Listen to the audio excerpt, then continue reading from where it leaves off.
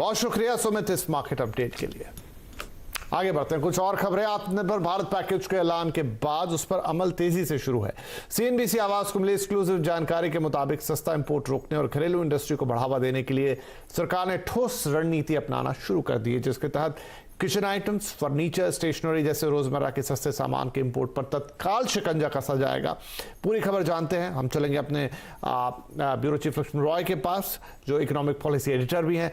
लक्ष्मण, आप हमें बताएं कि अब सरकार किस तरीके से हैंडल कर रही है सस्ते इंपोर्ट को।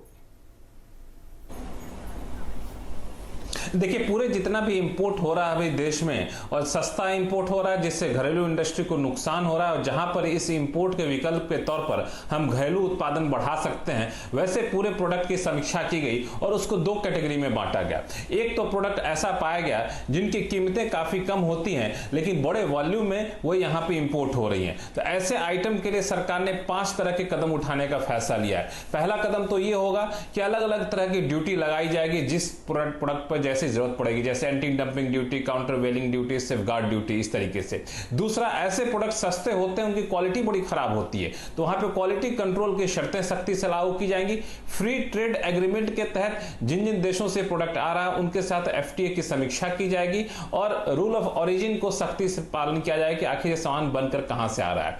इस आइटम के तहत आपको जो किचन वेयर आइटम है, किचन के जितने भी सामान होंगे, स्टेशनरी हो गए, खिलौने हो गए, फर्नीचर हो गए, इन सब के लिए ये फॉर्मूला अपनाया जाएगा। लेकिन एक दूसरा आइटम है, बहुत बड़ा है, वो है महंगे होते हैं, मात्रा कम होते हैं, वॉल्यूम कम होता है, लेकिन वो टेक्निकली बहुत सोफिस्टिकेटेड होते हैं, हाई एंड टेक्नोलॉजी का इस्तेमाल होता है। वैसे प्रोडक्ट पर सरकार तुरंत इंपोर्ट पर शिकंजा नहीं कसना चाहती है, परहेज करना चाहती है, और उसमें पहले ये देखेगी कि घरेलू उत्पादन किस्तों में बढ़ाया जाए इंसेंटिव देकर के, और फिर उसी अनुपात में इंपोर्ट पर रोक लगाया जाए। तो इस दोहरी रणनीति के तहत जो है सरकार ने काम करना शुरू कर दिया है। बहुत जल्द आप देखेंगे एक्शन जमीन पर दिखना शुरू हो जाएगा। जी लक्ष्मण, बहुत शुक्रिया इस जानकारी के लिए। चलिए अब ले लेते हैं कोरोना अपडेट। कोरोना संक्रमण की रफ्तार थम नहीं रही है। पिछले 24 घंटे में एक बार फिर 38,000 नए केस सामने आ गए हैं। इसके साथ ही कुल संक्रमण की संख्या 12 लाख के पार चली गई है। वहीं अब तक 28,000 से ज्यादा लोगों की जान गई है।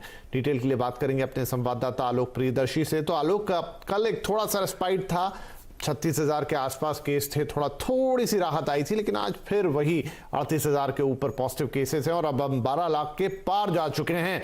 और क्या आंकड़े हैं कोरोना से जुड़े हुए, क्या स्थिति इस वक्त पूरे देश में? देखिए, जो कोरोना का कहर है वो लगातार जारी है और पिछले 24 घंटों में देखें तो 38,000 केसेस आए हैं और 648 लोगों की मौत भी हो गई है। हालांकि जो ठीक हुए हैं मरीज वो भी 28,000 के आसपास ठीक भी हुए हैं।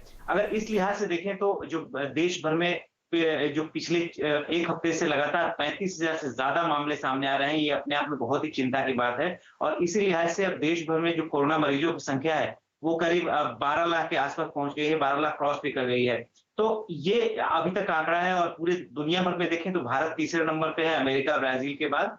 लेकिन सरकार का कहना है कि जो मृत्यु दर है उसमें कमी आई है, 2.43% यानी 2.5% से भी कम जो कल बताया जा रहा था उससे भी कम मृत्यु दर हो गया है। ये अपने आप में एक राहत की बात है। सरकार यहाँ पर अपने एक तरह से पीठ थपथपा सकती है। लेकिन जहां तक जो मरीजों की संख्या है वो लगातार उसमें बढ़ोतरी हो रही है। और अगर राज्यवार देखें तो राज्यों में सबसे ज्यादा जो स्थिति खराब है महाराष्ट्र, तमिलनाडु, इसके अलावा दिल्ली, कर्नाटक और आंध्र प्रदेश जैसे राज्य जो है वो टॉप 5 में है। और इस वजह से कह सकते हैं कि जो इस वक्त कोरोना का जो प्रसार है या संक्रमण है उसमें कहीं भी कमी नहीं आ रही है, लगातार उसमें बढ़ोतरी हो रही है। तो ये पूरा एक तरह से आंकड़ा है और देखना होगा कि अब वैक्सीन को लेकर कितनी जल्दबाजी की जाती है, कब तक दिसंबर तक कितनी खुराकें बन पाती हैं, क्योंकि सीरम इंस्टीट्यूट ऑफ इंडिया ने कहा है कि वो ह्यूमन ट्रायल जल्दी शुरू करेगा और उसके बाद जो खुराक है 30 से 40 लाख खुराक भी बनाएगा। लेकिन टीका बन भी जाता है तो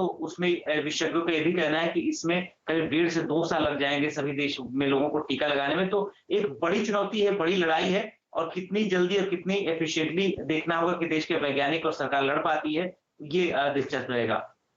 जी बहुत धन्यवाद इस अपडेट के लिए आलोक। पावर ग्रिड ने पावर ट्रांसमिशन में इस्तेमाल होने वाले इक्विपमेंट की आयात रोकने की तैयारी शुरू कर दी है। खासकर चीन से आयात रोकने के मकसद से मौजूदा ऑर्डर रद्द हो सकते हैं। खबर पर और अपडेट के साथ हैं हमारे सहयोगी प्रकाश प्रियदर्शी। प्रकाश, आयात पर सख्ती के लिए क्या कदम उठाए जा रहे हैं?